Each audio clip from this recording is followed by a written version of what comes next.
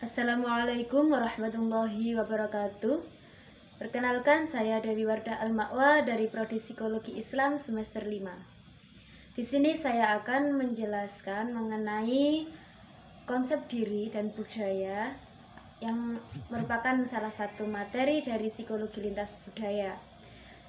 Di sini saya akan mengkaitkan materi tersebut dengan budaya yang ada di sekitar saya, yang ada di tempat tinggal saya ini.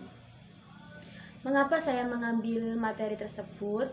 Karena menurut saya materi tersebut, yang maksud saya materi budaya dan konsep diri, itu menurut saya membawa pengaruh yang besar gitu yang ada di budaya sini.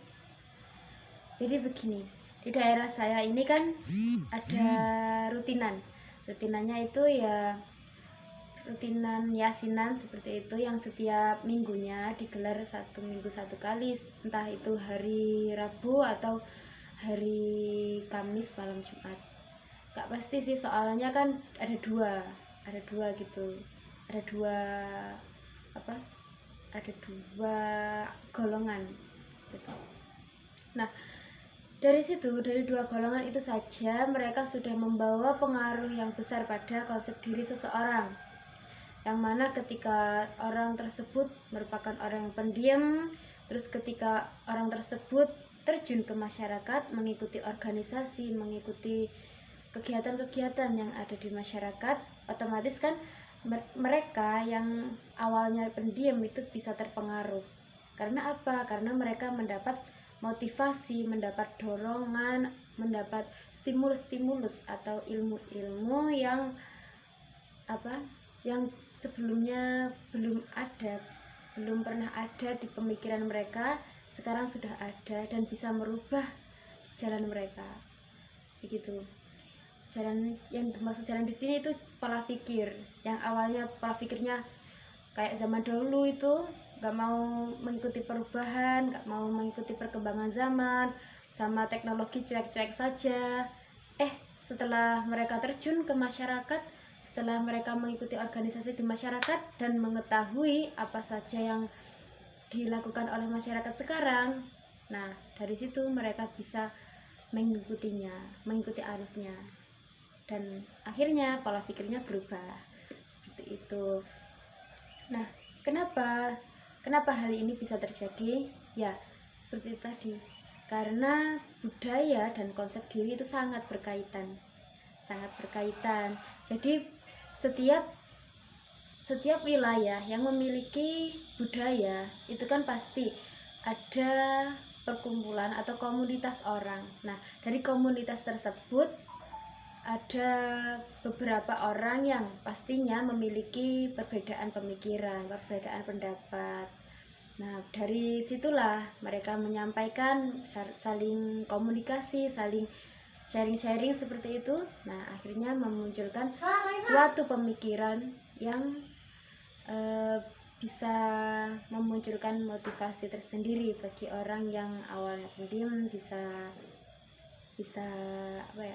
berkomunikasi secara langsung. Akan tetapi konsep diri tersebut bukan hanya mempengaruhi orang-orang yang pendiam jadi rame gitu, enggak. Tetapi orang-orang yang sebelumnya rame, orang-orang yang heboh, terus pokoknya orang yang sukanya keluar lah, ekstrovert atau kita sebut seperti itu, mereka juga bisa diem gitu loh, tiba-tiba bisa menjadi introvert. Karena apa? Ya mungkin dari mereka pernah mengalami pernah melakukan kesalahan, terus akhirnya ada didiskriminasi sama teman-temannya, akhirnya kayak dikucilkan dan mereka itu minder atau gimana gitu, jadi akhirnya bisa introvert gitu. Nah, kurangnya motivasi dalam suatu anggota atau komunitas itu juga berpengaruh. Soalnya kita kan dalam perkumpulan, setiap berkumpul dengan organisasi atau berkumpul dengan masyarakat itu kan pasti ada stimulus atau ilmu-ilmu baru yang kita peroleh lewat sharing-sharing itu tadi.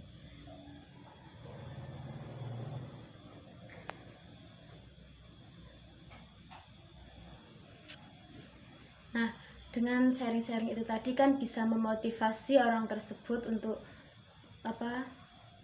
menuntut menjadi tuntutan tersendiri bagi orang tersebut untuk mengikuti komunitas yang ada di sekitar tersebut, yang ada di sekitar tempat orang tersebut tinggal, begitu ya. Dengan alasan adanya tuntutan tersebut, akhirnya mereka itu mau tidak mau kan mereka harus mengikuti organisasi tersebut, dan akhirnya mereka tahu bagaimana sih solusi-solusi yang tepat, solusi-solusi agar mereka itu bisa hidup dengan motivasi yang penuh, dengan relasi yang banyak gitu. Nah, maka dari situlah kenapa budaya itu bisa mempengaruhi konsep diri seseorang. Karena yaitu tadi, budaya itu tidak lepas dari anggota-anggota yang memiliki perbedaan pemikiran, perbedaan konsep diri. Setiap orang kan sudah berbeda. Nah, ketika adanya budaya tersebut memunculkan pemahaman-pemahaman yang berbeda juga. Akhirnya dari situ orang yang awalnya tidak suka dengan suatu budaya, akhirnya mereka bisa suka, bisa nyaman dan termotivasi untuk mengikuti budaya tersebut. Selanjutnya dari mereka sendiri juga bisa merubah pola pikir yang ada pada diri mereka. Pola pikir yang awalnya monoton, yang awalnya gitu-gitu aja, akhirnya berkembang. Dan mereka-mereka yang awalnya rame, awalnya ekstrovert gitu, akhirnya mereka dengan adanya budaya tersebut, mereka bisa menghargai orang-orang yang ada di sekitarnya. Bagaimana cara mereka mengontrol diri agar mereka bisa menghargai orang lain, bagaimana caranya mereka agar mereka bisa mengontrol diri sendiri untuk tidak menjatuhkan orang lain, memahami perbedaan yang ada, seperti itu. Itulah kenapa budaya bisa mempengaruhi konsep diri seseorang. Nah, kalau yang ada di daerah saya ini, seperti yang saya jelaskan tadi, bahwa ketika yasinan itu kan ya juga suatu budaya. Tapi dari yasinan tersebut memunculkan budaya baru. Budaya barunya itu bagaimana? Ketika satu orang berkomunikasi dengan orang lainnya, terus nyambung sana nyambung sini, akhirnya memunculkan pemikiran yang baru untuk membentuk suatu grup atau suatu komunitas. Nah, dari situ akhirnya mereka jalan-jalan bareng, belanja bareng, shopping gitu. Ya, kan itu juga suatu budaya begitu. Dan awalnya yang mereka tidak mau maju, pemikirannya tidak mau maju, yang awal pemikirannya mundur-mundur saja, akhirnya dengan komunitas itu, dengan kelompok tersebut, mereka terbantu dan mereka mau tidak mau kan harus mengikuti aturan yang ada di situ. Akhirnya mereka bisa nimbrung bareng, bisa komunikasi, bisa sharing-sharing. Ya, konsep diri pun akan berubah.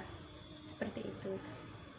Sekian dari saya. Wassalamualaikum warahmatullahi wabarakatuh.